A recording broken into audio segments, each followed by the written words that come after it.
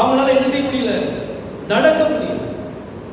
இந்த பாண்டிச்சேரியில மட்டும் இத்தனை பாஸ்டர், எவ்வளவு பாஸ்டர் ஏட்ட மட்டுமே கிட்டத்தட்ட 400 பாஸ்டருடைய நம்பர், 400 பேருக்கு மேல இருக்காங்க நம்பர். இவங்க எல்லாரும் சேர்ந்து இந்த பாண்டிச்சேரியை ஒரு பிரேயர் வாக் பண்ணிட்டுமே, வாக்கிங் பண்ணிட்டுமே, அதாவது என்ன சொல்லுவாங்க, எரிகோ சுவரை சுற்றி வந்தது போல எல்லாரும் சுற்றி வந்துட்டுமே இந்த கோட்டை முறியும். ஆனா ஒண்ணாக மாட்டாங்க. காரியம் என்ன, ஒண்ணாக முடியாது. அதுல ஏதோ ஒரு காரியத்தை சிக்கி இருக்குது. டாக்டரின் அப்படிங்கிற காரியம் மறைஞ்சிருக்கிறதுனால அவங்களால ஒண்ணு சேரவே முடியாது. டாக்டரின் வேண்டாம், எல்லாத்தையும் வாட்சிக்கிட்டுங்க. கர்த்தருக்காக நிற்போம், அவருக்காக சிறந்ததை செய்வோம், அவர் ஆசீர்வதிக்கிறார்.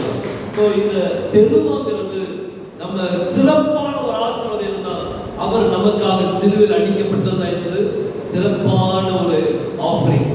ரெண்டாவது நீங்க உங்களை கொடுக்கணும். மூணாவது தான் நம்ம கொடுக்குற காணிக்கை என்னது, அது ஆஃபரிங். ஆனா சிறப்பானது யெகோஷுவா மட்டும்தான். சோ கர்த்தர் என்ன சொல்றாருன்னா, லேவியர்கிட்ட சொல்றாரு, நான் உங்க கையில வாங்க மாட்டேன். அப்ப யார் கையில வாங்குவேன், நான் பிரஜாதி கையில இருந்து வாங்குவேன். வாங்குறதுக்கு ஆசாரியன் யாரு, மெல்கிசேதேக்கின் முறைமைப்படி யெகோஷுவா ஆசாரியன் ஆயிட்டார். இப்ப அவர் என்ன செய்யறாருன்னா, நிறைய ஆசாரியர்களை தீர்மானம் பண்ணி வைக்கிறார். நம்ம இன்னைக்கு ஊழியக்காரங்க எல்லாரும் யாருதான், ஆசாரியர்கள். எப்படி ஆசாரியர்கள், அவர் ரத்தத்தினால கழுவி நம்மளை ஆசாரியரும் ராஜாக்களும் என்ன செஞ்சிட்டார், மாத்திட்டார். நம்ம இன்னைக்கு ஆசாரியராகவும் இருக்கிறோம், ராஜாவாகவும் என்ன செய்யறோம். அங்கே கர்த்தர் அங்க அந்த ஸ்தானத்தை மாத்திட்டாரு. அங்க பிரமாணத்தை என்ன செஞ்சிட்டார், மாத்திட்டார். பிரமாணமே என்ன செஞ்சிட்டு மாறி போச்சு. அதுல மெல்கிசேதேக் ஆபிரகாம் சந்திக்கும் போது அப்பமும் திராட்சரசமும் கொடுத்தார். அதே மாதிரி இன்னைக்கு யெகோஷுவா முதல் உள்ள வரும்போது, ஆசீர்வாதத்துகள் வரும்போதே அவர் எதை கொண்டு வராரு, அப்பமும் திராட்சரசம் தான் என்ன செய்றார், கொண்டு வரார். இது உங்களுக்காக பிற்கப்பட்ட என்னுடைய சரீரமா இருக்குது, உங்களுக்காக சிந்தப்பட்ட என்னுடைய ரத்தமா இருக்குன்னு சொன்னார். பிரமாணத்துல இதெல்லாம் ஒண்ணுமே இல்லை. இது மெல்கிசேதேக்கின் முறைமையின்படி அதை செய்றார். அன்னைக்கு மெல்கிசேதேக் ஏன் கொடுத்தாரு, அது கிறிஸ்துவை முன்வைத்து அதை கொடுத்தார். அப்போ யாரு குறிக்கிறது, பிற்கப்பட்ட அப்போ அவருடைய சரீரம், சிந்தப்பட்ட ரத்தம் அவருடைய திராட்சரசம். சோ இந்த காட்சி அப்படியே நீங்க டைப்பாலஜி பண்ணி பார்க்கலாம். இன்னும் நிறைய காரியங்கள் இருக்கு. 12ஆம் வசனத்துல வாசிக்கலாம். மல்கியா மலாக்கி 1ஆம் அதிகாரம் 12ஆம் வசனம். நீங்களோ கர்த்தருடைய பந்தியை அசுத்தமானது என்றும், நீங்க கர்த்தர பந்தியை அசுத்தமானது என்றும், அதன் ஆகாரமாகிய அதன் பலன் அற்பமானது என்றும் சொல்லுகிறதுனாலே என் நாமத்தை பரிசுத்த குலைச்சல் ஆக்குகிறீர்கள். இதோ இது எவ்வளவு வருத்தம் என்று சொல்லி அதை ஒரு திறனாய் பேசி, வீர் உண்டதையும் கால் ஊனமானதையும் நசல் கொண்டதையும் கொண்டு வந்து காணிக்கையாக செலுத்துகிறீர்கள் என்று சேனையின் கர்த்தர் சொல்கிறார். இந்த 3 காரியத்தை நீங்க பாத்தீங்கன்னா, இந்த ஆடுகளுக்கு கண்ணு வந்து பிளைண்ட், ஆடு வந்து குருட்டு ஆடா இருக்காங்க, இது நொண்டி ஆடா இருக்குது, அடுத்தது நசல் பிடிச்ச ஆடு. இது அப்படியே நீங்க சபை காலத்தோடு நீங்க ஒப்பிட்டு பாத்தீங்கன்னா அது அப்படியே கரெக்டா மேட்ச் ஆகும். பாருங்க, வெளிப்படுத்த விசேஷம் 3ஆம் அதிகாரம் 18ஆம் வசனத்தை வாசிங்க. வெளிப்படுத்த விசேஷம் 3ஆம் அதிகாரம் 18ஆம் வசனம். நான் நீ ஐஸ்வர்யன் ஆகும்படிக்கு, நான் சபையை பார்த்து சொல்ற, நீ ஐஸ்வர்யவான ஆகும்படிக்கு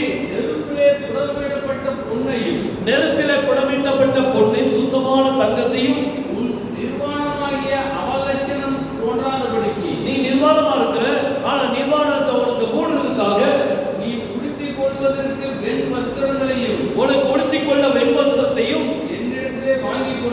என்னிடத்தில் வாங்கிக் கொள்ளவும் நீ பார்வை அடையும்படிக்கு. அப்ப இந்த சபை குருட்டு சபை, இதுக்கு பார்வை அடையணும், இதுக்கு கண்ணு திறக்கப்படணும்.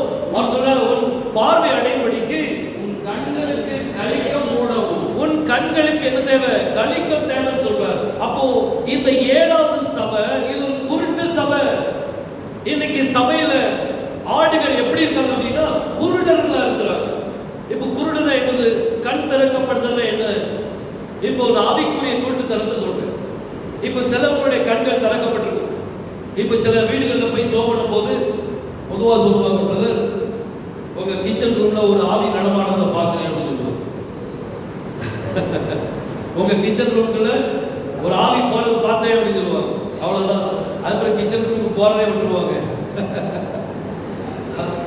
உங்க வீட்டு வாசல் சரியில்லை, அத வாசல் வேற பக்கம் வைங்க, எனக்கு கருப்பு உருவம் இங்க லாதிக்கிட்டு இருக்குது அப்படின்னு சொல்லுவாங்க.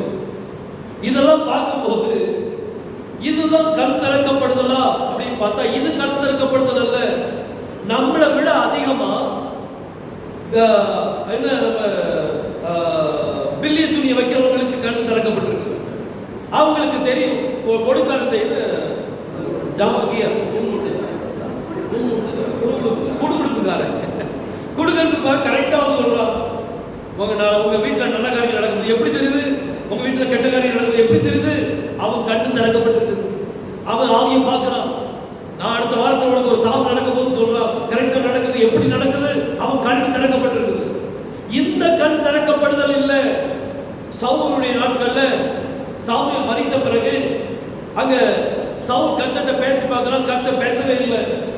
ஊரி மூலமா பேசல, தும்மி மூலமா பேசல, சொப்பனம் மூலமா பேசல, தரிசனம் மூலமா பேசல.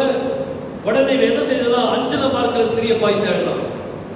அவ சொன்னா யாரை எழுப்பணும், சாமுவேலை எழுப்பி கொண்டா. அவ பார்க்கிறா, தேவர்கள் பூமியில் எந்திரிச்சு வருகிறத நான் பார்க்கிறேன், ஆனா சவுலால பார்க்க முடியல. சவுல் உடனே கேட்டா அவருடைய ரூம் எப்படி இருக்குது, இப்படி இப்படி இருக்கு, சாமி போட்டிருக்காரு, இப்படி இருக்காரு. சொன்ன உடனே இது சாமுவேல் தான். இவன் கண்ணுக்கு தெரியல, அவ கண்ணுக்கு தெரியுது. அப்ப யாருடைய கண் திறக்கப்பட்டிருக்குது, அஞ்சனை பார்க்கிற ஸ்திரீ. அப்போ இதுதான் கண் திறக்கப்படுதலா இல்ல?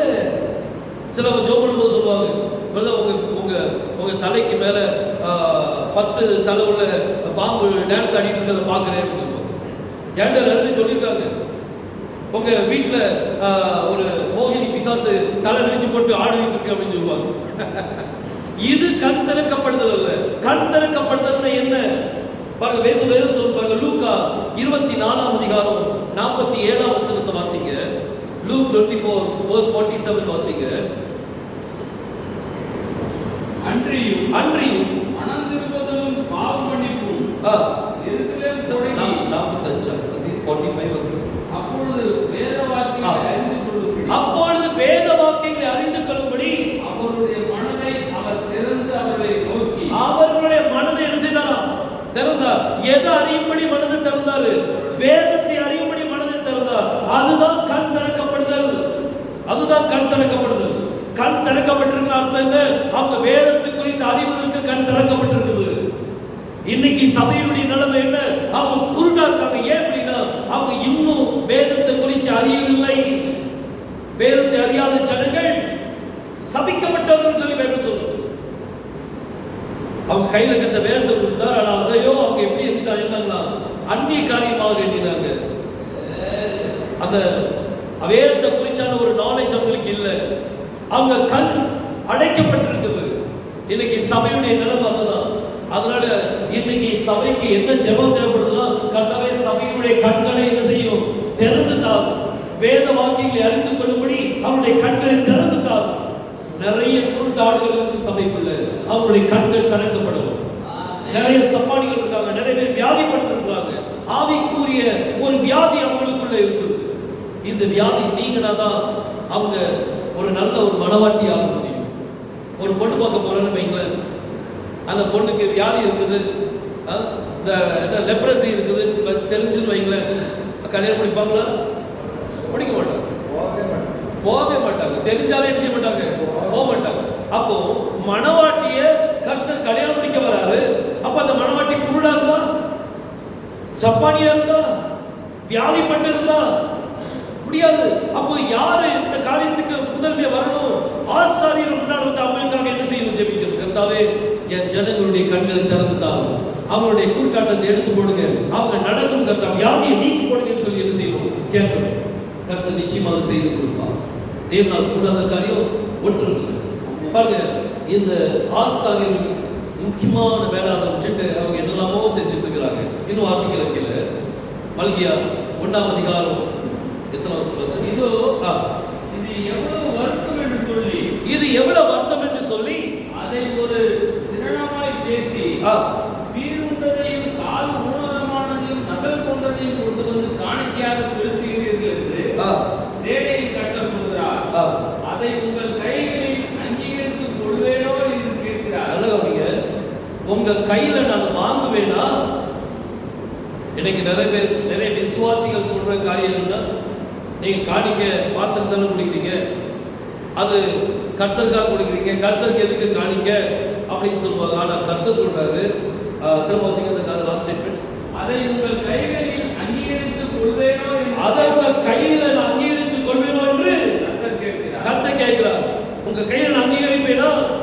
அப்போ கர்த்தர் விரும்புறாரு. அது ஜனங்கள் பயன்படுத்த போறாங்க, அது வேற.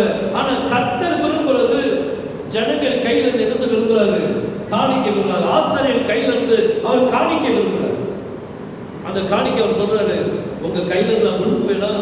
நீங்க இப்படி ஒரு காணிக்கையை செலுத்துறீங்களே. சில இடங்களில் நீங்க பாத்தீங்கன்னா அவங்களுக்கு ஃபர்ஸ்ட் டைம் அவங்க காணிக்கை கொடுப்பாங்கன்னு நினைக்கிறேன். அவங்க கொடுக்கும்போது வீட்டில் வச்சு கூட கொடுக்க மாட்டாங்க.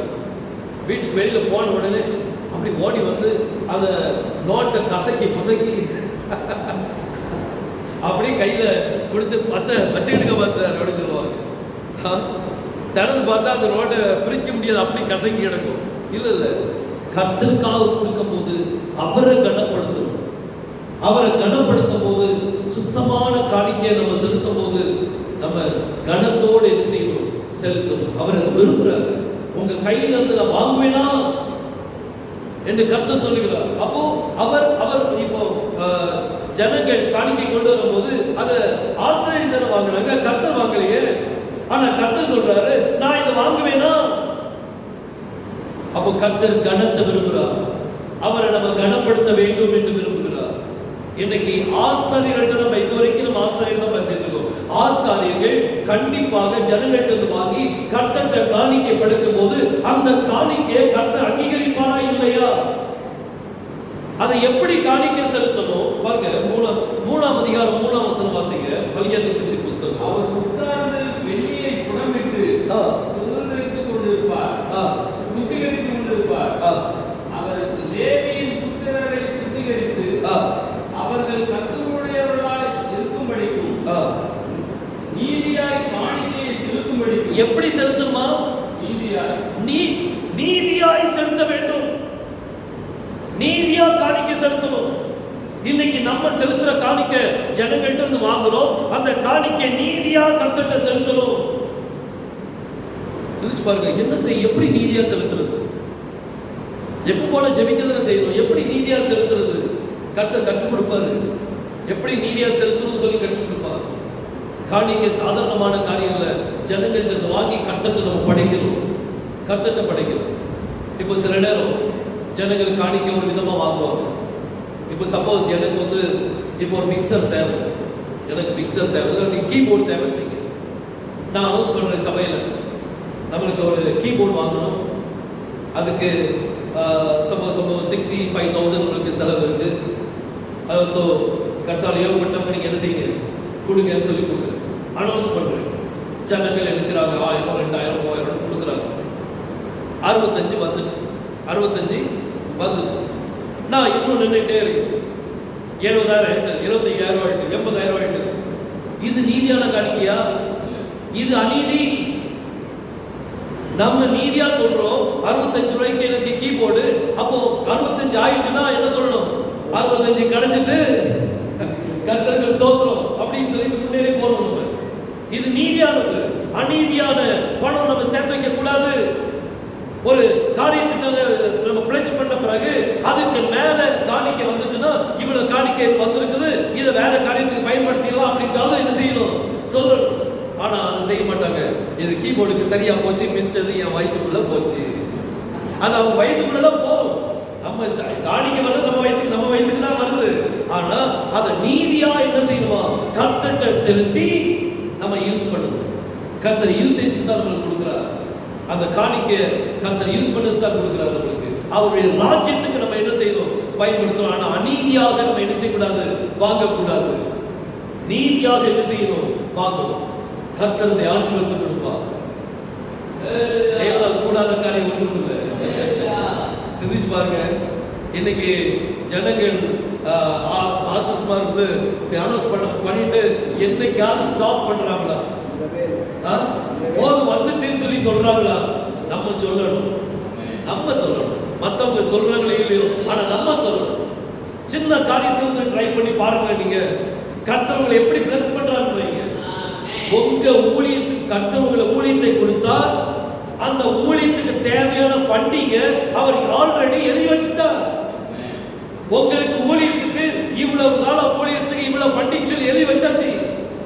அந்த ஃபண்டிங்க நீங்க கர்த்தர்கிட்ட கேட்டு நீங்க பெற்றுக்கொள்ளலாம்.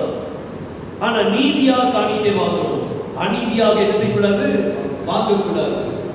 இந்த காணிக்கை விஷயம் ரொம்ப முக்கியம். பாருங்க, பைபிள் சொல்றது அந்த காணிக்கை எனக்கு உகந்ததல்ல, நான் அதை வாங்குவேனா அப்படின்னு கேட்கிறேன். அப்போ 65க்கு மேல வந்தத கர்த்தர் பிரியப்படுவாரா? ஒரு இடம் வாங்கணும், ஒரு ஏதாவது ஒரு காரியத்தை கட்டணும் அப்படின்னா டொனேஷன் கலெக்ட் பண்ணும்போது ஏகப்பட்ட டொனேஷன் வரும். அதுல கள்ளக்கணக்கு எழுத ஆரம்பிச்சிருவாங்க. இது நீதியான காணிக்கை இல்லை, இது அநீதியானது. இப்படி நம்ம வாங்கக்கூடாது. நம்ம எப்பவும் நீதியா என்ன செய்யணும், காணிக்கை வாங்கணும். உங்களுக்கு கிடைச்சிட்டா சைக்கிள் வாங்கணும் இருக்கீங்க, பைக் வாங்கணும் இருக்கீங்க, நீங்க சொல்றீங்க பைக் இருந்தா நல்லா இருக்கும் அப்படின்ட்டு ஒரு 1000 ரூபாய் ஒரு 2000 ரூபாய் 10 ஜனங்கள் கொடுக்குறாங்க அப்படின்னா அந்த பைக்குக்கு எவ்வளவு அமௌண்ட்டோ அது வந்த உடனே நீங்க ஸ்டாப் பண்ணிடுங்க. வந்துட்டு 10,000 ரூபாய் தான் பைக்கு, செகண்ட் ஹேண்ட் பைக் 10,000 ரூபாய் தான், ஆனால் எனக்கு 2000 ரூபாய் எனக்கு கூட வந்துருக்குது, அதை நம்ம வேற காரியத்துக்கு நம்ம என்ன செய்யலாம், யூஸ் பண்ணிடலாம் சொல்லி யூஸ் பண்ணணும். யூஸ் என்ன செய்யணும் பண்ணணும். ஏன்னா நீங்க சொல்லி கேட்குறீங்க. நீதியாக என்ன செய்யணும், காணிக்கை செலுத்தணும். கர்த்தர் நிச்சயமா ஆசீர்வதிப்பாருங்க. கொஞ்சத்தில் உண்மை உள்ளவனை அநேக காரியத்துல அதிகாரியாக வைப்பார். நீங்க கொஞ்சத்துல உண்மையா இருந்து பாருங்க, கர்த்தர் நிறைய காரியத்தை அதிகாரியாக வைப்பார். அவர் நிச்சயமா ஆசீர்வதிப்பார். தேவனால் கூடாத காரியம் ஒன்றும் இல்லை. சோ இந்த கர்த்தர் சொல்றார், நான் உங்க கையில இருந்து காணிக்கை வாங்குவேனா அப்படின்னு சொல்லி கேட்கிறார். இன்னும் கீழே வாசிங்க.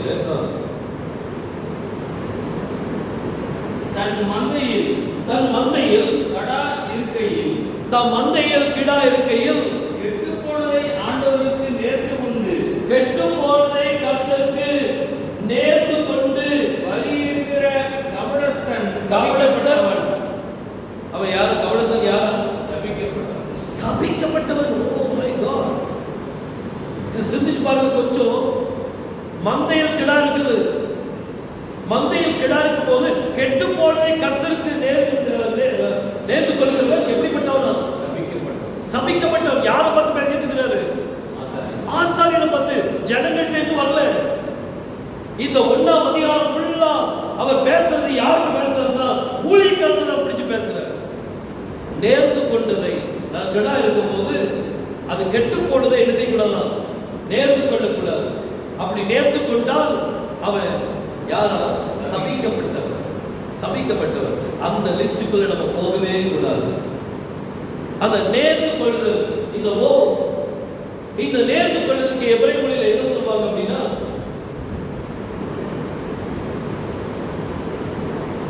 என்ன சொல்லுவாங்க? நாதார்னு சொல்லுவாங்க. நாடார்ல நாதார் போட்டுக்கலாம். உச்சரிப்பு வந்து நாதார். அதுதான் ஜோமனும் போது திருநெல்வேலி சைடுல என்ன சொன்னாங்க, ஏசுநாதரேன்னு சொல்லுவாங்க. அவர் நாதார், நாடார்ல நாதார். அவர் பொருத்தனை உள்ளவர். பொருத்தனைக்கு என்னது? நாதா அப்படின்னு சொல்லுவாங்க. இன்னைக்கு நம்ம வாழ்க்கை பொருத்தமுள்ள வாழ்க்கையா இருக்கணும். பொருத்தமுள்ள வாழ்க்கையா இருக்கணும். பொருத்தனையும் எப்படி இருக்கணுமா? கெட்டு போனதை நேர்ந்து கர்த்தருக்கு நேர்ந்து கூடாது, ஓ பண்ணக்கூடாது. நல்ல கிடாவை என்ன செய்யணும், கொடுக்கணும். இப்போ எங்க ஃபேமிலியில ஒரு சம்பவம் நடந்துச்சு. ஒரு அம்மாவுக்கு குழந்தை பிறந்துச்சு. பையனுக்கு இருதயத்தில் வாட்டை. உடனே கதற ஆரம்பிச்சிட்டாங்க. கர்த்தருடைய சமூகத்தில் போய், கர்த்தாவே என் பையனுடைய இருதயத்தில் வாட்டை இருக்குன்னு சொல்றாங்க டாக்டர். இந்த வாட்டை நீங்க அடிச்சிருங்க, இவனை நான் ஊழியத்தை கொடுத்துருவேன். ஓட்டை நீங்க அடிச்சுட்டு நீங்களே என்ன செய்யுங்க, எடுத்துக்கிடுங்க. அப்படி சொல்லக்கூடாது. கர்த்தாவே என் பையனுடைய ஓட்டை அடிங்க, நான் உழைத்துவாங்க, அவனுக்காக நான் என்ன செய்யறேன், கொண்டு வாங்க. நான் அப்படிதான் செய்வேன். என் பையன் ஒரு நடக்கும் போது எப்படி ஊத்தி நடக்கும் போது சரியாவே நடக்க மாட்டான், சப்பாடி மீது நடப்பான். நான் கர்த்தர்ட்ட ஜெபம் பண்ணி, கர்த்தாவே இவன் இப்படி நடக்கக்கூடாது கர்த்தாவே, நான் அதுக்காக நான் என்ன இன்னும் ஊழியத்துல இன்னும் நான் உமக்காக உழைப்பேன் அப்படின்னு சொல்லி அதை சரி பண்ணுங்க, நான் இன்னும் உமக்காக உழைப்பேன். கர்த்தர் எழுதி நிப்பட்ட அவனை பிறகு திக்கி திக்கி பேசுவான். நான் சொன்னேன், கர்த்தாவே இது என்ன இப்படி திக்கி திக்கி பேசுறான், நான் இன்னும் ஊழியத்தை இன்னும் சிறப்பா செய்யறதுக்கு முயற்சி பண்றேன். ஆனா என் பையனுடைய வாயை சரி பண்ணிட்டாங்க, என் அவன் கண்ணு கொஞ்சம் இப்படி ஒரு மாதிரி இருக்கும், அவன் கண்ணை சரி பண்ணிட்டாங்க, நான் ஊழியத்துல இன்னும் வாரேன். ஒவ்வொரு தடவையும் என் பிள்ளைகளுக்காக நான் என்னதான் என்ன செஞ்சிருக்கேன், கொடுத்துருக்கேன். சபையில யாருக்காவது ஒண்ணுன்னா ஏதாவது பிரச்சனை அப்படின்னா உடனே நான் என்னதான் கர்த்தருக்கு தியாகம் பண்ணுவேன். கர்த்தாவே நான் என்ன உங்களுக்கு கொடுக்குறேன், இன்னும் உங்களுக்காக என்னை எப்படி பிடிச்சு எடுக்க மாட்டேன், எடுத்து ஊழியத்தில் பயன்படுத்துங்க. நான் எங்கெல்லாம் ஓடுறதுக்கு ரெடி, உங்களுடைய நாமத்தை மகிமைப்படுத்த ரெடி. ஆனா இந்த பிள்ளை நீங்க காப்பாற்றணும். கர்த்த காப்பாத்துறாரு, அவர் உதவி செய்யறாரு. ஒரு பையன் 1ஆம் மாடியில மேல இருந்து 10 கீழே போட்டாங்க, போயிட்டாங்க, அவ்வளவுதான் க்ளோஸ், ஒண்ணுமே இல்லை. ஹாஸ்பிட்டல் போய் போட்டாச்சு, 9 லட்சம் ரூபாய் செலவு பண்ணியாச்சு. அப்படியே எல்லா டியூப் எல்லாம் மாட்டி எல்லாம் வச்சிருக்காங்க. நான் அங்க போய் ஜோம் பண்றோம், ஜோம் பண்ணி எனக்கு ஜெபமே ஓடல, என்ன ஜோம் பண்ணே தெரியல, அப்படியே கிடக்கு நான் பெட்ல. அப்ப நான் கர்த்தரை ஒரே ஒரு ஜெபம் தான், கர்த்தாவே இந்த பையனுக்கு உயிரை தாங்க, என்ன இன்னும் நான் அர்ப்பணிக்கிறேன், இன்னும் ஊழியத்துக்காக என்னை அர்ப்பணிக்கிறேன். கர்த்தாவே என்ன நீங்க பயன்படுத்துங்க, என்ன செய்யணும், எங்கெங்க போகணுமோ, எப்படிலாம் உருண்டு புளியை பிடித்து எடுக்க முடியுமோ நீங்க எடுத்துக்கிடுங்க. ஆனா இந்த பையனுக்கு நீங்க உயிர் கொடுக்கணும். கர்த்தர் உயிரை கொடுத்து நிக்கிற நீங்க நல்லா இருக்கிறோம். நம்ம கெட்டு போனதை நேர்ந்து கொள்ளக்கூடாது, நலமானதை என்ன செய்யணும், நேர்ந்து கொள்ளணும், நம்மளையே கொடுக்கணும் கர்த்தருக்கு. அதுதான் கர்த்தர் கொடுக்கிறார்.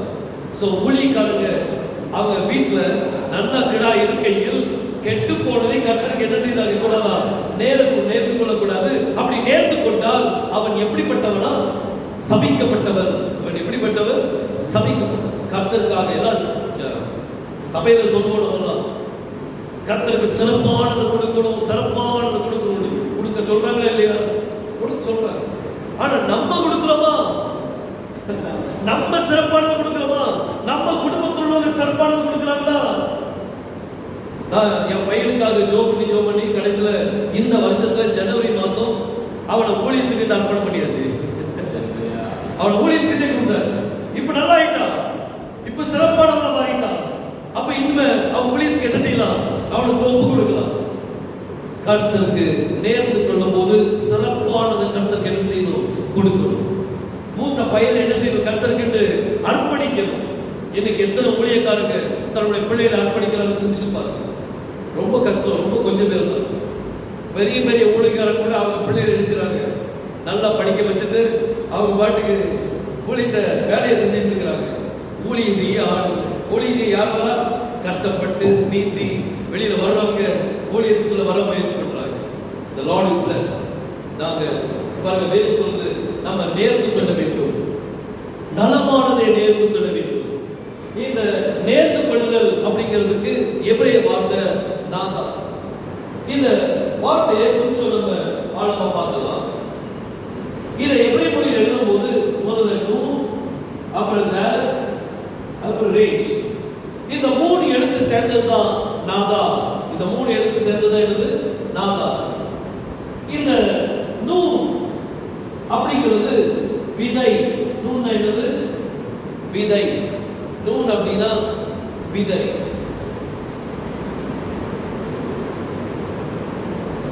இந்த 2 எழுத்து எடுத்தீங்கன்னா இத தார் அப்படின்னு சொல்லுவாங்க, அல்லாட்டி அத டோர் அப்படின்னு சொல்லுவாங்க. அதுக்கு அர்த்தம் வந்து ஜெனரேஷன் அப்படின்னு சொல்லி அர்த்தம். It is a generation. டோர்னா என்னது, ஜெனரேஷன். தார் அப்படின்னா ஜெனரேஷன் அப்படின்னு சொல்லி அர்த்தம். இது எப்படிப்பட்ட ஜெனரேஷன் உள்ள விதை, இது பொருத்தனை பண்ணக்கூடிய ஜனங்களுடைய வித்துக்கள். அப்படிப்பட்ட ஜெனரேஷன். உங்களுக்கு ஞாபகம் இருக்கும், யாக்கோபு வந்து பைபிள்ல முதல்ல பொருத்தனை பண்ணது யாரு? யாக்கோபு. அந்த சொப்பனம் பார்க்கறதா, ஏழைப்படி சொப்பனம் பார்க்கும்போது கர்த்தரை பொருத்தனை பண்றான். கர்த்தாவே, நான் போகும் இடமெல்லாம் நீர் என்னை ஆசீர்வதித்தால் பார்த்தீங்கன்னா, எனக்கு கொடுத்த உடையும் சாப்பிடுறதுக்கு சாப்பாடும் எனக்கு கரெக்டா கிடைச்சது அப்படின்னா, நான் திரும்ப அங்க வரும்போது உமக்கு தசமாத்து நான் என்ன செய்யறேன், செலுத்துறேன்னு சொன்னான். இவன் போய் சொல்லிட்டு மாமா வீட்டுக்கு போயாச்சு. 7 வருஷம் வேலை பார்த்தான். 7 வருஷம் வேலை பார்த்த பிறகு மாமனார் ஏமாத்தி ராகேலுக்கு பதிலாக லேயாள கல்யாணம் முடிச்சு வச்சது. திரும்ப 7 வருஷம் ராகேலுக்காக வேலை பார்க்கிறான். திரும்ப 6 வருஷம் கூலிக்காக என்ன செய்யறான், வேலை பார்க்கிறான். அதுக்கு பிறகு யோசனை, நம்ம மாமா நம்மளுக்கு ஒன்றும் கொடுக்க மாட்டாரு, இவர் ஏமாத்திக்கிட்டே இருக்காருன்னு சொல்லி கிளம்பலான்னு சொல்லி கிளம்புறான். இப்ப பாத்தீங்கன்னா கிட்டத்தட்ட 20 வருஷம் என்ன செஞ்சுட்டு ஆயிட்டு. இவன் கிளம்பும் போது கர்த்தர் சொப்பனத்தை பேசுறாரு. நீ அன்னைக்கு பெத்தேல்ல பொருத்தனை பண்ணிய அந்த பொருத்தனை தேவன் தான் நான் சொல்றேன். 20 வருஷம் ஆனாலும் பொருத்தனை கர்த்தர் மறக்கல. கர்த்தர் பொருத்தனை மறக்கல. அது எத்தனை வருஷமே ஆகட்டும், கர்த்தர் அந்த பொருத்தனை மறக்க மாட்டார். 20 வருஷம் கழிச்சு கர்த்தர் சொல்ற, இந்த பொருத்தனை பண்ணி அந்த பொருத்தனை தேவன் தான் அப்படின்னு சொல்லி சொன்னார். அப்போ நம்ம எவ்வளவு பொருத்தனை பண்ணியிருக்கோம், எத்தனை பொருத்தனையை பானை உடைச்சதோ சிந்திச்சு பாருங்க. ஒரு இடத்துல நம்ம திருச்சியில விக்டர் ஞானராஜையா அவங்க சர்ச்சில் வச்சு ரெக்கார்டிங் நடந்துட்டு இருந்துச்சு. அப்போ ஹிந்தியில நான் மெசேஜ் கொடுத்துட்டு இருக்கும்போது சொன்னேன், அங்க இருந்தது 2 பேர் இருந்தாங்க. ஏன்னா அந்த 2 பேருக்கு தான் ஹிந்தி தெரியும், மற்றவங்களுக்கு தெரியாது. 2 பேர் இருந்தாங்க. செய்தி கொடுத்து முடிச்ச உடனே அவர் சொன்னார், கர்த்தர் என்கிட்ட பேசினார், ரொம்ப சந்தோஷம். 2 பேர் இருந்தீங்க, அதுலயும் உங்ககிட்ட பேசினாருன்னா ரொம்ப சந்தோஷம். என்ன பேசுறாருன்னு கேட்டேன். நான் 20 வருஷத்துக்கு முந்தி ஒரு பொருத்தனை பண்ணியிருந்தேன். இந்த இடம் வாங்கும் போது ஒரு பங்கை நான் கர்த்தருக்கு ஆலயத்துக்காக கட்டி கொடுப்பேன்னு சொல்லியிருந்தேன். ஆனா நான் மறந்துட்டேன். இப்ப எனக்கு ஞாபகம் வந்துட்டு முதல்ல அதுதான் செய்யணும் அப்படின்னு சொன்ன. செஞ்சாரோ என்னமோ தெரியல எனக்கு. ஆனா கர்த்தர் ஞாபகப்படுத்துவார், ஒவ்வொரு பொருத்தனையும் ஞாபகப்படுத்துவார். நம்ம தேவன் பொருத்தனை உள்ள தேவன். பொருத்தனை, அதாவது சங்கீதத்தில் சொல்றாங்களா, ஆணையிட்டு நஷ்டம் வந்தாலும், பொருத்தனை செய்து ஆணையிட்டு நஷ்டம் வந்தாலும் தவறாம செய்கிறவனே. பாருங்க, வாசிங்க சங்கீதம் 15 அதுல 3ஆம் வசனம் வாசிங்க. சங்கீதம் 15ஆம் சங்கீதம் 3ஆம் வசனம். 3:4. அவன் தன் நாவினால் புறம் கூறாமலும் தன் தோழனுக்கு தீங்கு செய்யாமலும் தன் அயரான் மேல் சொல்லப்படும் நிந்தையான பேச்சை எடுக்காமல் இருக்கிறான். ஆகாதவன் அவன் பார்வைக்கு கீழ்ப்பானவன். கர்த்தருக்கு பயந்தவர்களையோ கனம் பண்ணுகிறான். ஆணையிட்டதில் தனக்கு நஷ்டம் வந்தாலும் தவறாது இருக்கிறான். ஆணையிட்ட பிறகு சில நேரம் ரொம்ப கஷ்டம் வரும். ஆனா ஆணையிட்டதுல தவறாம இருக்கணும். அதுதான் நீதிமான். அப்படிப்பட்ட ஒரு கொள்கை உடையவர் நம்ம இருக்கணும். சோ இங்க பைபிள்ல மல்கியால கர்த்தர் சொல்றார், நீ உன் வீட்டுல கிடா இருக்கையில் கெட்டு போனதை கர்த்தருக்கு நேர்ந்து கொண்டால் அவன் எப்படிப்பட்டவனா? சபிக்கப்பட்டவன். பாருங்க, அந்த வசனத்தை திரும்ப வாசிங்க. மல்கியா 1ஆம் அதிகாரம் எத்தனாம் வசனம் சொல்றது? 14ஆம் வசனம் வாசிக்கலாம். தன் மந்தையில் கடா இருக்கையில் கெட்டு போனதை ஆண்டவருக்கு நேர்ந்து கொண்டு பலியிடுகிற கபடஸ்தன் சபிக்கப்பட்டவன். என் நாமம் ஜாதிகளுக்குள்ளே பயங்கரமாய் இருக்கும். என் நாமம் புறஜாதிகளுக்குள்ளே பயங்கரமா இருக்கும். நான் மகத்துவமான ராஜா என்று சேனைகளின் கர்த்தர் சொல்கிறார். யாராவது I am a great king, நான் மகத்துவமுள்ள ராஜா. முதல்ல சொன்னாரு நான் அப்பானா என்னுடைய கனம் எங்கே? 2ஆவது சொல்றாரு எஜமானா எனக்கு பயப்படும் பயம் எங்கே? இப்போ சொல்றாரு நான் மகாராஜா, எனக்கு எப்படிப்பட்ட பொருத்தனை செய்வீங்க? மணவாட்டி பொருத்தனையோடு தான் முன்னாடி போவா. பொருத்தனை உள்ளவள் தான் மணவாட்டி. பொருத்தனை பண்ணி முன்னாடி போயிட்டே இருக்கணும். பொருத்தனை உள்ள ஜனங்கள் ஆணையிட்டது நஷ்டம் வந்தாலும் தவறாது இருக்கிறவங்க தான் அந்த கண்மலையில் அவங்க பிரவேசிக்க முடியும், கண்மலையில் உச்சியில் நிற்க முடியும். அவர் மகாராஜா, நீ எனக்கு எப்படிப்பட்ட காணிக்கை கொண்டு வருவீர்கள் அப்படின்னு கேட்கிறார். இது யார்கிட்ட கேட்கிறாரு? ஆசாரியர்கிட்ட தான் கேட்கிறார். இவ்வளவு நேரம் பேசிட்டு இருந்தது அவர் ஆசாரியர்கிட்ட தான் என்ன செய்யறாரு? பேசுறாரு. அந்த மகாராஜா பிரஜாதிகளுக்கு ஒரு ஆசாரியனை வச்சுட்டாரு. மெல்கிசதேக்கின் முறைமைப்படி ஒரு ஆசாரியர். இந்த காணிக்கை விஷயத்துல அன்னைக்கு ஜனங்கள் என்ன செய்தாங்கன்னா, காணிக்கை வந்தாங்க, போட்டாங்க, போயிட்டாங்க. யோசுவா காணிக்கை பெற்றிருந்து பார்த்துக்கிட்டே இருந்தார். எல்லாரும் தங்களிடத்தில் இருந்ததுல இருந்து எடுத்து போட்டு அவங்க எந்த மனசோ எந்த சிந்தனையோ ஆனா போயிட்டே இருந்தாங்க. ஆனா கர்த்தரத இன்னும் அடுத்த திருத்தமா அந்த காணிக்கை காரியத்தை இன்னும் பிரதமப்படுத்துறார். நீ காணிக்க போட வரும்போது உன் சகோதர பேர் ஏதாவது குறை உண்டானால் காணிக்கை அங்கே வச்சு போய் சமாதானமாக. அவன் காணிக்கை விஷயத்துல பிரமாணத்தை மாத்துறார். வெறும் காணிக்கை கொடுக்கறதல்ல, உன் சகோதரத்தில் ஒப்புரவாயிட்டு வந்து என்ன செய்ய காணிக்கை கொடு. இன்னைக்கு யாராவது செய்யறாங்களா? யாராவது செய்யறாங்களா? சமாதானம் ஆகிறது கஷ்டமா இருக்குது. அது ஒரு சகோதரன் உங்களுக்கு விரோதம் எதுவும் இருந்துச்சுன்னா காணிக்கை கர்த்தர்ட்ட எப்படி படைப்பீங்க?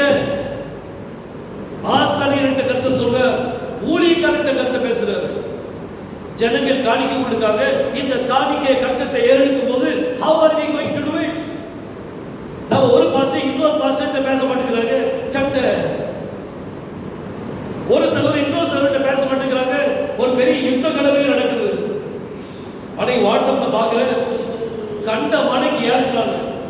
ஒரு சகோதரர் இன்னொரு சகோதரனை ஏசுறாங்க. உனக்கு மண்டையில என்ன இருக்குன்னு கேட்கிறாரு ஒருத்தர். எதுல நடக்கு? வாட்ஸ்அப்ல சண்டை நடக்குது. அப்ப சிந்திச்சு பாருங்க, இவங்க காணிக்கை கர்த்தர் அங்கீகரிப்பாரா? சகோதரன் சகோதரன் பேர்ல அன்பு இல்ல, சகோதர அன்பு இல்ல. ஆமா, அன்பு இல்ல. அப்ப அந்த காணிக்கையை கர்த்தர் அங்கீகரிப்பாரா? கர்த்தர் அங்கீகரிக்கிறது ரொம்ப கஷ்டமா இருக்கு. காணிக்கை அங்கே வச்சுட்டு முதல்ல சகோதரத்துக்கு போய் என்ன செய்வோம்? ஒப்புரவாயிட்டு வந்து அப்புறம் காணிக்கை என்ன செய்யணும்? செலுத்தணும். ஜனங்கள் ஆசீர்வதிக்கப்படாத காரணம் என்ன? ஏன்னா இங்க ஆசாரியர் அவன் காணிக்கை கர்த்தருடைய சமூகத்தில் எடுத்து காமிக்கும் போது கர்த்தர் அதை விரும்புறதே இல்லை. கர்த்தர் விரும்புறதே இல்லை. இன்னைக்கு பொருத்தனை நம்ம எத்தனை பேர் நம்முடைய வாழ்க்கையில பொருத்தனை பண்ணியிருக்கோம்?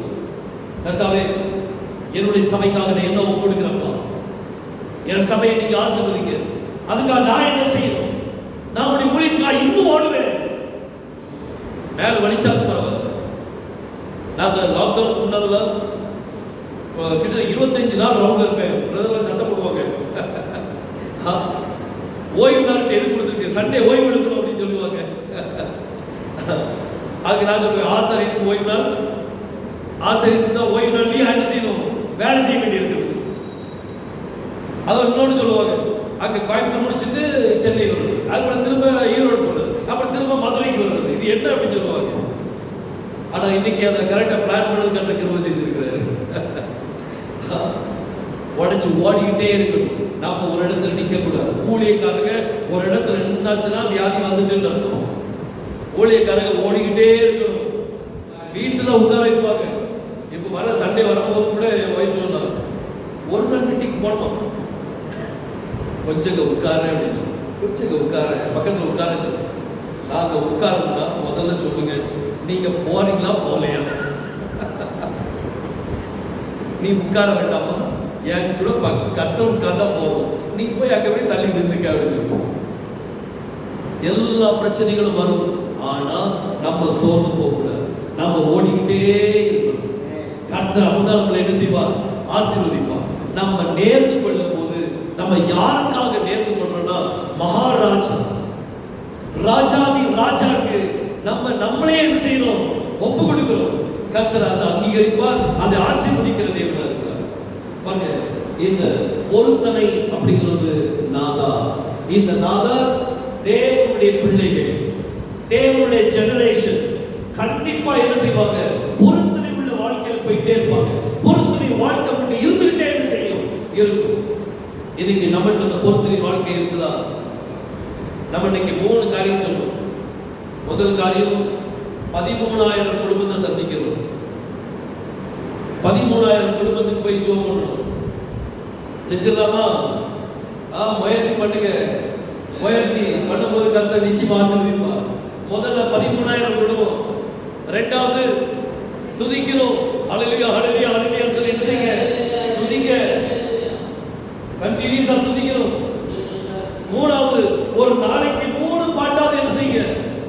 பாடி பாருங்க. எனக்கு சபையின் பிள்ளைகள் நினைச்சா ரொம்ப பெருமையா இருக்கு. அது பொதுவா என்ன சொல்றா, பாஸ்டர் நான் 441 சாங் பாடி இருக்கிறேன் 7 டேஸ்ல இருந்து. எனக்கு தூக்கி வாரி போட்டு. அப்போ ஒரு நாளைக்கு 60 பாட்டா? ஒரு 10 பாட்டு பாடுறதுக்கு 1 மணி நேரம் ஆகும். 1 மணி நேரம் 10 பாட்டு. அப்போ டெய்லி 7 மணி நேரம் உட்கார்ந்துருக்கிறான்.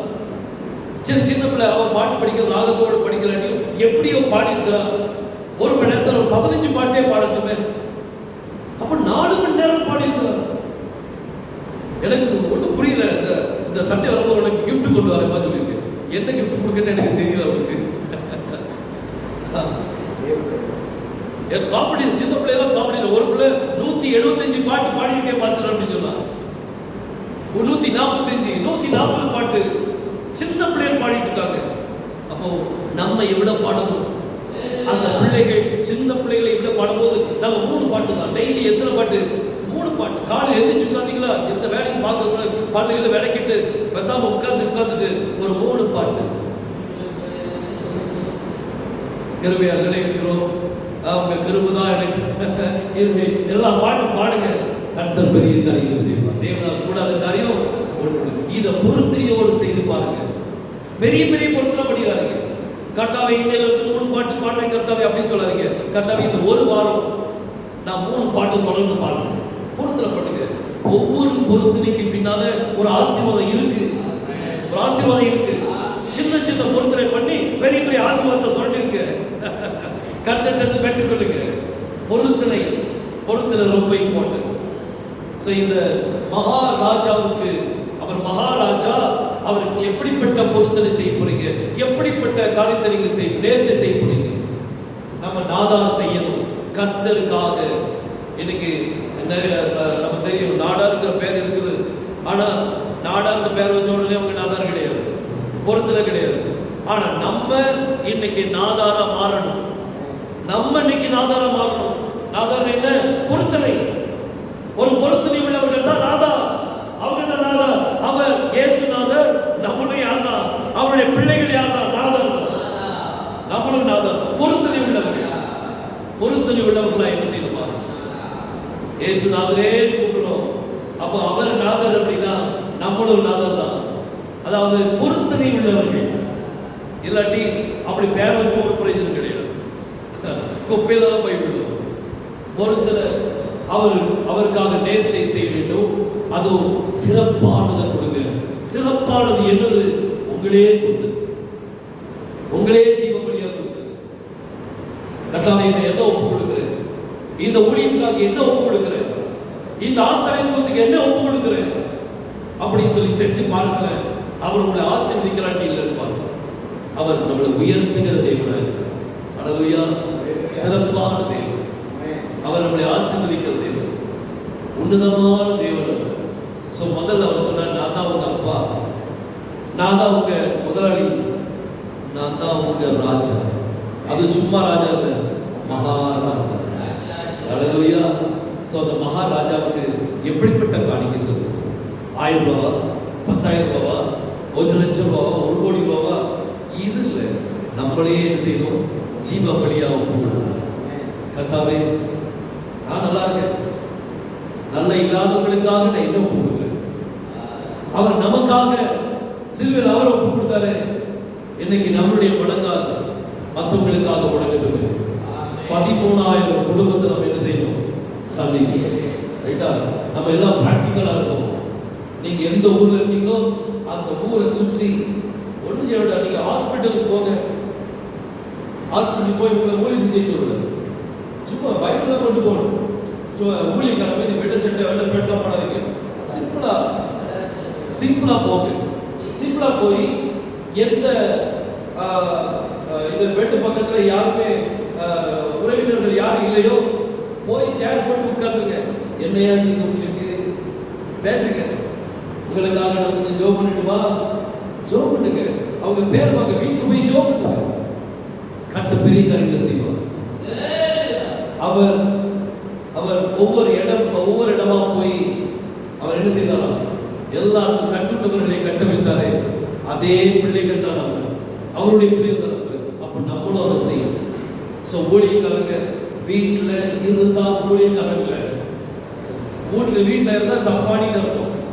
நம்ம சப்பானியா ஊழியக்காரங்க? ஊழியக்காரங்க. அப்ப வீட்டில் இருக்கக்கூடாது. நான் என்ன செய்வேன்னா சில நேரம் எப்பவும் அப்படிதான், எனக்குன்னு ஒரு டியூட்டி டைம். காலையில 7 மணிக்கு கிளம்பினா 9 மணி வரைக்கும் டியூட்டி முடிச்சுட்டு என்ன செஞ்சிருவேன். அதுக்கு பிறகு கர்த்தர் போச்சோம்னா போனீங்க செய்யக்கூடாது, போகக்கூடாது, மற்ற வீட்டை டிஸ்டர்ப் பண்ணக்கூடாது. காலையில் 7 மணிக்கு ஒருத்தருக்குலாம் காலையில் 7 மணி 6 மணி இருக்கும். கர்த்தர் ஒரு வீட்டுக்கு போச்சு பயங்கரமா ஒரு ஃபோர்ஸ், சரி போச்சு ஒரு ஏற்று இல்லை. அப்போ ஒரு வழி நடத்த உண்டு தருது. அப்போ நாங்க போய் கதை தட்டிட்டு நிற்கிறேன். அவங்களும் முடிச்சு வந்து கண்ணு திறந்து பார்க்குறாங்க. பாஸ்டர் இவ்வளவு சீக்கிரமா வந்துட்டீங்க, என்ன பாஸ்டர்? கர்த்தர் போஜனா வந்துருக்கேன். வந்துட்டு உட்கார்ந்துருக்கிறேன். அங்க அவங்க வீட்டுக்கு இன்னொரு ஊழியக்காரங்க வந்துருக்கு. அவங்க அங்க உட்கார்ந்து ஜோமிட்டு இருக்காங்க. அவங்க வந்து 3 நாள் கன்வென்ஷன் வச்சிருந்துருக்காங்க. எத்தனையோ ஊழியக்காரங்களை கூட்டு பார்த்துருக்காங்க. ஆனா யாருமே என்ன செய்யல, வரல. உடனே அன்னைக்கு ராத்திரி உட்கார்ந்து ஒரே போராட்டம். நாளை காலையில 3 நாள் பிரசங்கம் பண்ணதுக்கு எனக்கு ஒரு ஊழியக்காரன் அனுப்பும் அப்படின்னு சொல்லி ஒரே ஜெபம் தான், நைட்டு ஃபுல்லா ஜெபம். அப்போ அவங்க என்னை உட்கார வச்சுட்டு அந்த சிஸ்டர் சொன்னாங்க, ஒரு ஊழியக்காரங்க உள்ள இருக்காங்க, அவங்க என்னன்னா உங்களை அறிமுகப்படுத்துறேன் அப்படின்னு சொன்னாங்க. வெளியே வந்த உடனே நான் என்னுடைய சாட்சி சொன்னேன். காலையில எனக்கு வர சொல்லி எனக்கு ஏவுதல், ஒரு சொப்பனத்தை கொடுத்து எனக்கு கர்த்தர் அனுப்பியிருக்கிறாரு அப்படின்னு சொன்னேன். அந்த அம்மாவுக்கு ரொம்ப சந்தோஷம். அவங்க கேட்டாங்க, நீங்க 3 நாள் பிரசங்கம் பண்ண வரீங்களான்னு கேட்டாங்க. நான் சரி சிம்பிளா சொல்லிட்டேன், சரி வரேன் அப்படின்னு சொல்லிட்டேன். அது ரொம்ப சந்தோஷம்.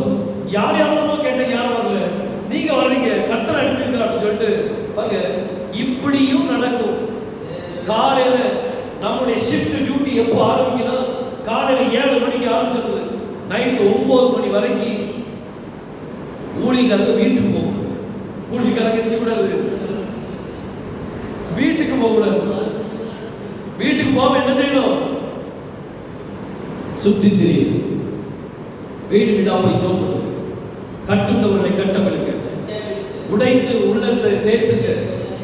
பலவீனமான உள்ளவங்களை நீங்க திடப்படுத்துங்க. கர்த்தர் ஆசீர்வதித்து தருவார். அவரால் கூடாத காரியம் ஒன்றும் இல்லை. சோ நம்ம ஊழியக்காரங்க வீட்டில் இருந்தா நம்ம யாரு? வீட்டில் இருந்தா யாரு? வீட்டில் இருந்தா சப்பானி. அப்பா தப்பி சப்பான், ஊழியக்காரன் இல்லை. ஊழியக்காரங்கன்னா வீட்டில் இருக்கக்கூடாது. காலையில 7 மணிக்கு எந்திரிச்சு நடந்தாகணும், போய் ஆகணும். வண்டி எடுத்து கிளம்புங்க. பெட்ரோல்லாம் கர்த்தர் தருவாரு. ஒரு வீட்டுக்கு போய் நீங்க ஜெபம் பண்ணீங்கன்னா அவங்க வீட்டுக்குள்ள போய் இன்னொரு வீடு கிடைக்கும். நீங்க பக்கத்து வீடு நீங்க போகிறீங்க, ஒரு வீடு கிடைக்கலையா ஹாஸ்பிட்டலுக்கு போயிருங்க. ஹாஸ்பிட்டலுக்கு போய் பொதுவா பைபிள் எல்லாம் உள்ள வச்சுட்டு சாதாரண ஒரு ஆள் மாதிரி ஏதாவது பிஸ்கட் பாக்கெட்டை கையில் வச்சுட்டு கிளம்பிங்க. உள்ள 2 பிஸ்கட் பாக்கெட் எடுத்து கிளம்பிங்க. ஆமா, பிரெட் பாக்கெட் எடுத்து போயிருங்க. போய் உள்ள போய் அவங்களுக்காக ஜெபம் பண்ணி ஒரு பிரெட்டை கொடுத்துட்டு வந்திருக்கேன். டாக்டர் நர்ஸ் என்ன நினைப்பாங்க, உறவினர்கள் வந்திருக்கிறாங்க போல நடக்கும். ஸோ நம்ம சப்பானி இல்லை, நம்ம ஒரு குருட்டு ஜனங்கள் இல்லை, நம்ம வியாதிப்பட்ட ஜனங்கள் இல்லை, நம்ம கர்த்தருடைய ஆசாரியர்கள். அந்த ஆசாரியர்கள் நசல் பிடிச்சதையோ நொண்டியோ குருட்டாட்டையோ பலி கொடுக்க கூடாது.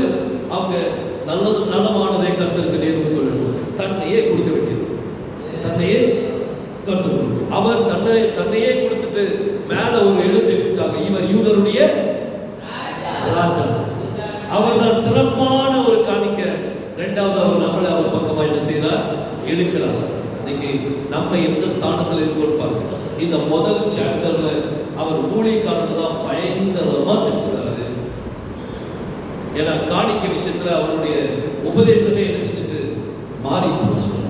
இன்னைக்கு நம்ம அப்படி இல்லை, நம்மளையே காணிக்கையை கொடுத்துட்டு கர்த்தர்ட்ட ஊழியத்தை நல்லா சிறப்பா ஊழியத்தை செய்யுங்க, கர்த்தர் பெரிய காரியங்களை என்ன செய்வார், செய்து தருவார். தேவனால் கூடாத காரியம் ஒன்று. அல்லேலூயா, அல்லேலூயா. முடிக்க போறோம், சொல்ல வேகமாக எழுதிடலாம், சீக்கிரம் முடிக்கலாம், 3 மணிக்கு முடிச்சிடலாம். சரி, ரொம்ப வெக்கம் பயங்கரமா இருக்குல்ல. சரி, கர்த்தர் ஆசீர்வதிப்பாராக.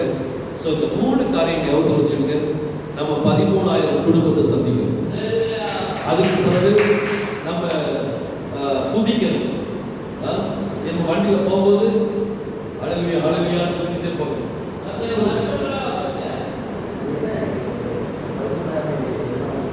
அதாவது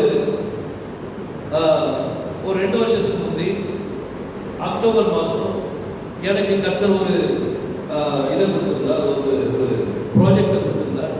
நீங்கள் இன்டர்வியூல கேட்டீங்களே, கர்த்தர் உங்களுக்கு என்ன ப்ராஜெக்ட் கொடுத்தான்னு கேட்டீங்களே. இது இன்னொரு ப்ராஜெக்ட் கொடுத்தா என்ன அப்படின்னா, ஒரு 26,000 பேரை சந்திச்சு அவங்களுக்காக செபிக்கணும்.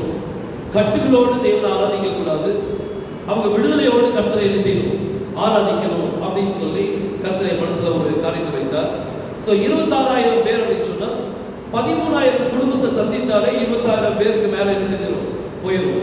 அதனால 13,000 ஃபேமிலியை சந்திச்சு அவங்க கட்டுகளை உடைக்கணும், அவங்க விடுதலையோடு கர்த்தரை என்ன செய்யணும், ஆராதிக்கணும் அப்படிங்கிற அந்த தாட்ல தான் அந்த 13,000 ஃபேமிலி அப்படின்னு சொல்லி, அதாவது மிஷன் 13K மிஷ்பாக்கா அப்படிங்கிறது, இது அதுக்கு நான் பேர் வச்சேன்.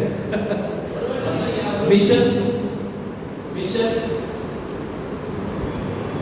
Mission 13K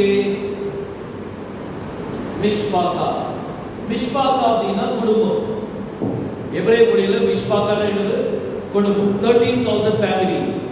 so mission 13,000 family அப்படிங்கிறதுக்கு இப்படி ஒரு தலைப்பு வச்சிருந்தேன். ஸோ இதுல நீங்களும் என் கூட சேர்ந்து நம்ம என்ன செய்யலாம், செய்யலாம். ஸோ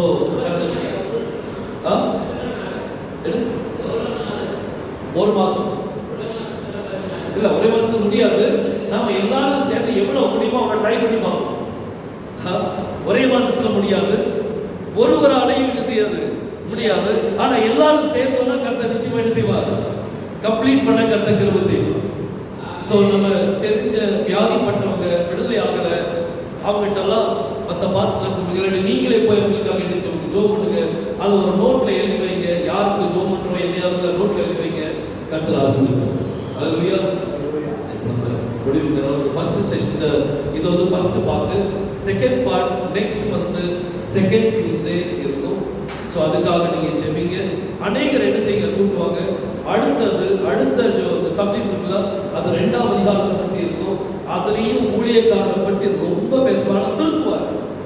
நம்ம அப்படி இருக்கக்கூடாது அப்படிங்கிறது அதில் என்ன செய்யும் வரும். யூதர்கள் அப்படி இருந்தாங்க, ஆனால் நம்ம என்ன செய்யக்கூடாது, அப்படி இருக்கக்கூடாது அப்படிங்கிறது இருக்கும். அதனால அநேக ஊழியக்காரர்களுக்கு நம்ம அழைப்பு கொடுப்போம், அவங்க வந்து இதை என்ன செய்யணும், கற்றுக்கொள்ளட்டும். கர்த்தர் ஆசீர்வதிப்பாராக. இந்த நேரத்தை நான் பிரதர் கையில் ஒப்புக்கொடுக்கிறேன். அப்புறம் இந்த 3 நாள் கான்ஃபரன்ஸ் இருக்குது பாம்பேல, ஆல் இந்தியா கான்ஃபரன்ஸ்.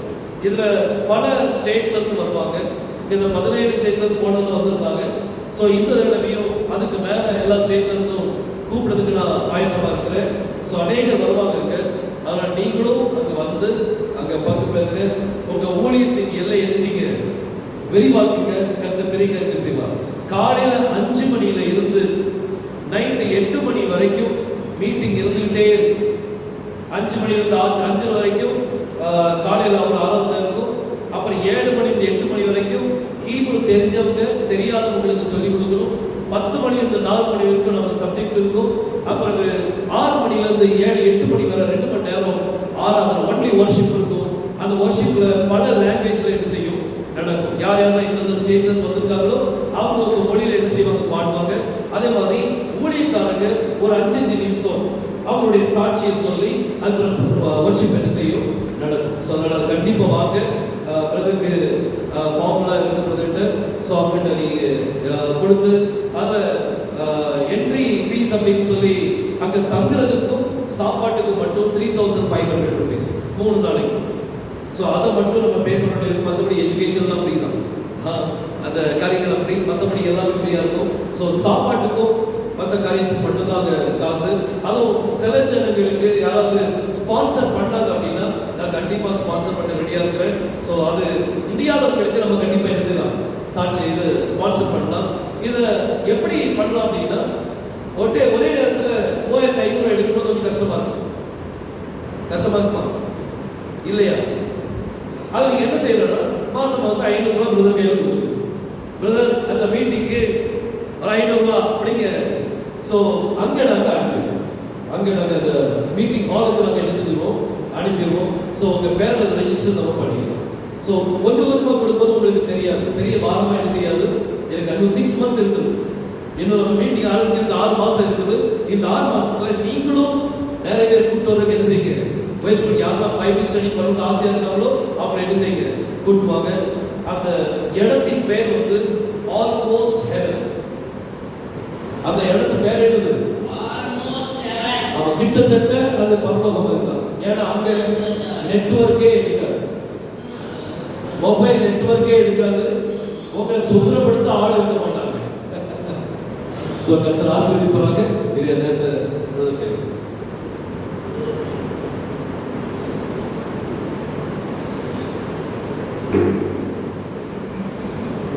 ஏதாவது சொல்ல விரும்புகிறீங்களா? இல்லை வந்து இந்த செஷன் எப்படி இருக்குதுன்னு மக்களோட பகிர்ந்து விரும்புகிறீங்கன்னா வாங்க.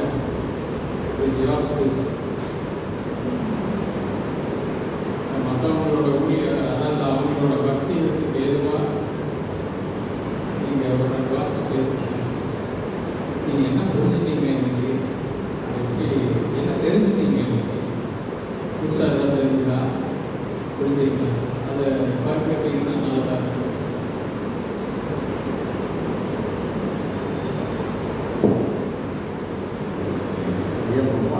புதிய தாட்ஸ், அதாவது கேள்விப்பட்டிராத ஒரு புதுவிதமான கருத்துக்களை வந்து அவங்க எடுத்து கொடுக்குறாங்க. இதுதான் அந்த சிறப்பாக தான்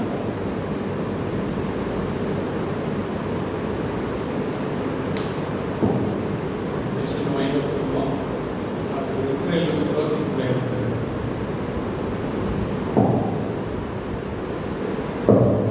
ஸ்தோத்திரம். இன்றைக்கு நல்ல அருமையான ஒரு செய்தி காப்பிட்டு கர்த்தர் நமக்கு கொடுத்தார். 5 தூதர்கள், மலாக்கி 5 தூதர்கள். 5வது தூதர் நம்ம தான் இன்னைக்கு தூதர்கள் இன்னைக்கு இருக்கிறோம். ஆமாம் ஆமாம் நாம நல்ல மையேஜ் நல்லா இருக்குது. அக்கா கர்த்தரை நம்மளோட ஸ்தோத்திரத்தை அக்கா ஐயாவுக்கு நன்றியை தெரிவித்துக் கொள்கிறேன். எல்லாரும் நல்ல பிடிச்சிருக்கோம். நல்ல ஆண்டவரே, இந்த நாளிலே எங்களோடு இடைப்பட்ட உங்களுடைய சத்தியத்துக்காக ஸ்தோத்திரம். நாங்கள் ஆண்டவரே உங்களுடைய தூதர்கள் இந்த பூமியிலே செய்ய வேண்டிய வேலையை செய்ய இந்த நாளிலே எங்களை உற்சாகப்படுத்தினீரப்பா.